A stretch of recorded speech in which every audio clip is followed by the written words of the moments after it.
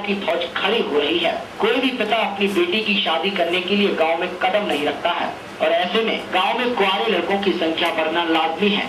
कई लड़के कुंवारे घूम रहे हैं और ऐसी परेशानी कहीं के आते तो कहते रोड पे वाहन नहीं चल रहा, बस नहीं है, लाइट नहीं है, पानी की व्यवस्था भी नहीं है। अधिक गरीबी स्थिति के अनुसार से और गाँव की हालत देख के लोग बाग आते हैं और घूम के चले जाते हैं। महिला पंचायत के जनप्रतिनिधि भी मानते हैं कि बुंदेलखंड के दर्जनों गांव ऐसे हैं जहां पर शौचालय नहीं बनाए गए हैं, आने जाने के लिए सड़कें नहीं हैं, पानी की सुविधा नहीं है, जिसके कारण लोग अपनी लड़की के लिए गांव में लड़का तो देखने आते हैं, लेकिन यहां बुनियादी सुविधाएं न होने के कारण यहां के अधिकांश शौचालय गांव के बनाने के लिए भी कई बार अधिकारियों से कहा, लेकिन नल जल योजना गांव में शुरू नहीं हुई, जिसके कारण यहाँ शौचालय भी नहीं बनाए गए। वहीं प्रशासनिक अधिकारी भी मानते हैं कि बुंदेलखंड में जिस गति से पंचायतों में काम होना चाहिए उनकी गति बेहद कम है, जिसके कारण पंचायतों में शौचालयों की स्थिति से संतुष्ट होना नहीं कहा जा सकता। फिर भी जिन पंचायतों में शौचालय नहीं बनाए गए हैं वहाँ पर सर्वे करवाकर शीघ्र ही शौचालय बनवाए जा रहे हैं। इधर जिले के प्रभारी मंत्री अपने मुख्यमंत्री के कामों का गुणगान करने से नहीं थक रहे हैं। उनका कहना है कि सभी पंचायतों में शासकीय योजनाओं के क्रियान्वयन के प्रयास किए जा रहे हैं। पहले के बुंदेलखंड और भाजपा शासन के बुंदेलखंड में कितना फर्क आ गया है। और माननीय मुख्यमंत्री ने कल टीकमगढ़ में भी घोषणा की है कि 2000 की जो आबादी है उन गाँव की आबादियों को अब हमारी माताओं बहनों को पानी भरने के लिए कुएं में नहीं जाना पड़ेगा। ऐसा प्रयास सरकार कर रही है और उसमें समय तो लगता है, पहले से पूरी बिगड़ी हुई व्यवस्था है और आज की व्यवस्थाओं में अगर आगे आप देखा जाए 2003 की व्यवस्था है, दिसंबर 2003 की व्यवस्था क्या थी और आज की व्यवस्था कितनी अच्छी रही है। शासन और प्रशासन की योजनाओं का अस्तित्व होते हुए भी इन ग्रामीणों पर इनका कोई असर नहीं है। ये जैसे पहले थे आज भी उन्हीं हालातों से जूझ रहे हैं। क्या कभी इनके हालातों में भी बदलाव होगा या फिर ये लोग इसी तरह से संघर्ष करते रहेंगे, इसका जवाब किसी के पास नहीं है। एसएमबी से इनसाइट के लिए छतरपुर से राकेश रिछारिया की रिपोर्ट। राकेश रिछारिया हमारे संवाददाता हमारे साथ जुड़ गए हैं। राकेश, आज की बात की जाए तो आज हम 21वीं सदी में पहुंच चुके हैं, लेकिन ये जो गांव है यहाँ पर लोग आज भी मूलभूत सुविधाओं के लिए तरस रहे हैं। ये बिल्कुल साफ तौर पर वीडियो में देखा जा सकता है कि ग्राम छतरपुर की विधानसभा क्षेत्र में आता है ग्राम सलैया। यहाँ पर मूलभूत सुविधाओं से ग्रामीण वंचित है। यहाँ तक कि जो शासन की योजना है कि हर गांव में शौचालय बनाया जाए, वहाँ शौचालय नहीं बन, जिसके कारण वहाँ जो लड़की के माता पिता है वो लड़के देखने को जाते लेकिन शादी से साफ न कर देते हैं क्योंकि वहाँ पर शौचालय नहीं बने। यहाँ इसकी कई बार शिकायत भी की, जिला प्रशासन से मांग की कि ग्राम पंचायत में शौचालय बनाया जाए, लेकिन अभी इस संबंध में प्रशासन द्वारा कोई पहल नहीं की गई। जी, इन ग्रामीणों को कब से, मतलब मैं आपसे जानना चाहूंगा कि कितना समय हो गया है कि ये जो है इस तरह की समस्याओं से जूझ रहे हैं।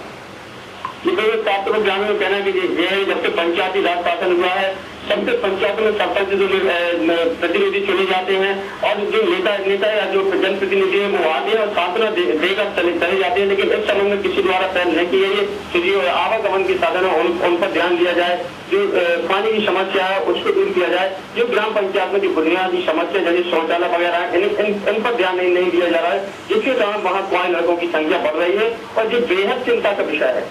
जी जी, क्या आपके किसी जनप्रतिनिधि से इस विषय में कोई बात हुई है और आपने इस गांव में जो भी समस्याएं हैं और ग्रामीण जो है इन समस्याओं से जूझ रहे हैं इस बात से आपने अवगत कराया है और क्या कहना है उनका? जनप्रतिनिधियों का कहना यह है कि जो भाजपा शासन जनप्रतिनिधि उनका कहना यह है कि जो भाजपा जिस गति से विकास कर रही है उसको नकारा नहीं जा सकता, लेकिन जो गांव शेष बचे हैं या जो बुनियादी समस्याओं से वंचित हैं उनका सर्वे करवाकर प्रशासन से शीघ्र ही उनको सुविधा मुहैया कराई जाएंगी। जी, क्या आपने उनसे ये नहीं कहा कि यदि मुख्यमंत्री की बात की जाए तो वो आए दिन ये कहते हैं कि प्रदेश में विकास हो रहा है, गांव गांव में बिजली पानी सड़क की व्यवस्था पूरी तरह से दुरुस्त की जा रही है और हो जाएगी, लेकिन ये इस गांव में बात की जाए तो यहाँ पर लोग जो है वो बुनियादी सुविधाओं के लिए तरस रहे हैं। तो बिल्कुल ये कहने की बुंदेलखंड के एक नहीं बल्कि यहाँ पे सैकड़ों ऐसे गांव हैं जहाँ पे मजरा टोला गांव है जहाँ पर आवागमन के साधन नहीं है, बरसात होती है तो वहाँ पर चलने की कोई व्यवस्था नहीं रहती है, वहाँ लोगों का आवागमन प्रभावित हो जाता है। इतना ही नहीं जो बुनियादी समस्या पानी की समस्या विकराल यहाँ पर रूप ले चुकी है उसके तरफ भी कोई ध्यान नहीं दिया जा रहा है, जिसके कारण कहीं न कहीं बुंदेलखंड पिछड़ता जा रहा है और जो युवा हैं उनके विवाह न होने से उनके परिवार वाले जो बड़े हैं उनको चिंता का विषय अभी बना हुआ है।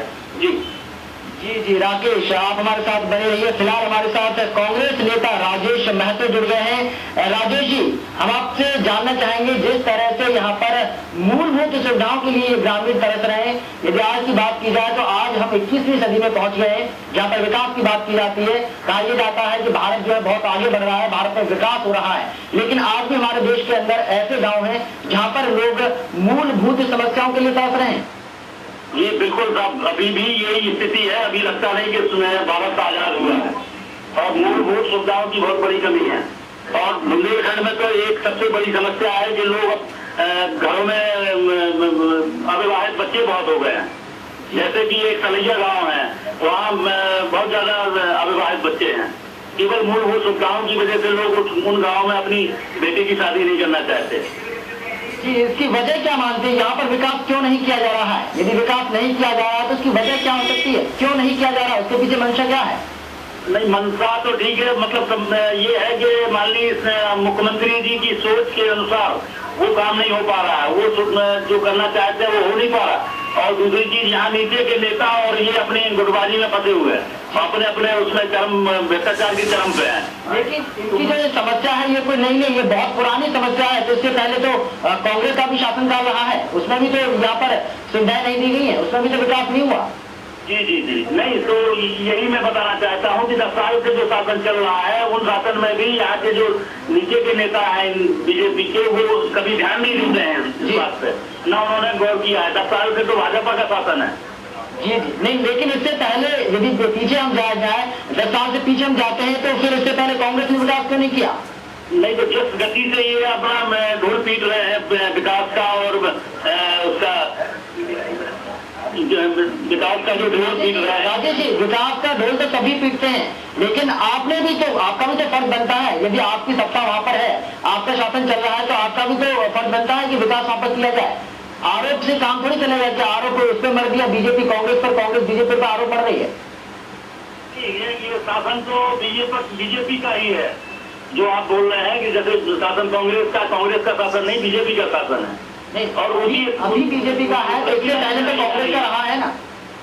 जी नहीं, कांग्रेस पहले था, लेकिन आज जो विकास की बात कर रहे हैं कि हमने इतने 1000 किलोमीटर सड़कें बनाई, हमने ये किया, हमने वो किया, तो इनमें वो गांव क्यों नहीं शामिल है? जैसे बुंदेलखंड पूरा प्रभावित है इन सबसे। अब क्योंकि बुंदेलखंड से एक मुख्यमंत्री रहा करता था, उसकी उपेक्षा का शिकार है हम लोग बुंदेलखंड की बात ही। तो राजेश जी, आप नहीं मानते कि राजनीतिक पार्टियां जो है, चाहे वो बीजेपी हो चाहे वो कांग्रेस हो, वो दोनों अपने हित की बात कर रही है, ना कि उन्हें ग्रामीणों के हित से, उनके लाभ से उन्हें कोई फर्क नहीं पड़ रहा है? नहीं, कांग्रेस ने तो काम किया है जी, कांग्रेस ने तो काम किया है, लेकिन जिस हिसाब से ये अपना ढोल पीट रहे हैं कि हमने इतना विकास किया, ये किया, यहाँ बुंदेलखंड में आप आके देखें क्या पोजीशन है, सड़कों की क्या पोजीशन है, और फौज मार्ग, मतलब ऐसे गांव कई गांव हम गिरा सकते हैं कि जिसमें रात में अगर बरसात के समय में आदमी बीमार हो जाए तो उसके पास कोई साधन नहीं, वहाँ बाहर निकलेगा, वहीं रास्ता रहेगा बेचारा जी, और दवाई के इलाज नहीं है, वो रास्ता ही नहीं है। अब घुटनों पानी भरा है, इतना कीचड़ है रास्तों पे कि हाथ से ज्यादा बाहर निकल ही नहीं पाता, तो नर्क बन जाता है।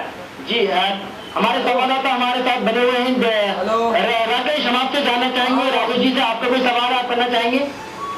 तो बिल्कुल मैं ये कहना चाहता हूँ, चाहे कांग्रेस की जनप्रतिनिधि या फिर बीजेपी की हो, सभी नेताओं को जो बुनियादी क्षेत्र की समस्या, उनको बुनियादी समस्या को लेकर गंभीर होकर उनको आवाज ऊंची करना चाहिए, ताकि बुंदेलखंड का विकास संभव है। अभी 9 साल हो गए भाजपा का शासन काल है। भाजपा के नेता अपने गुणगान करने से नहीं करते, लेकिन भारत पर जिस तरह के विकास हुए हैं या जिस अवरोध पैदा हुआ है, इससे उनका कोई सरोकार नहीं है, जिससे साफ जाहिर है कि कहीं न कहीं उनकी मनसा में खोट है।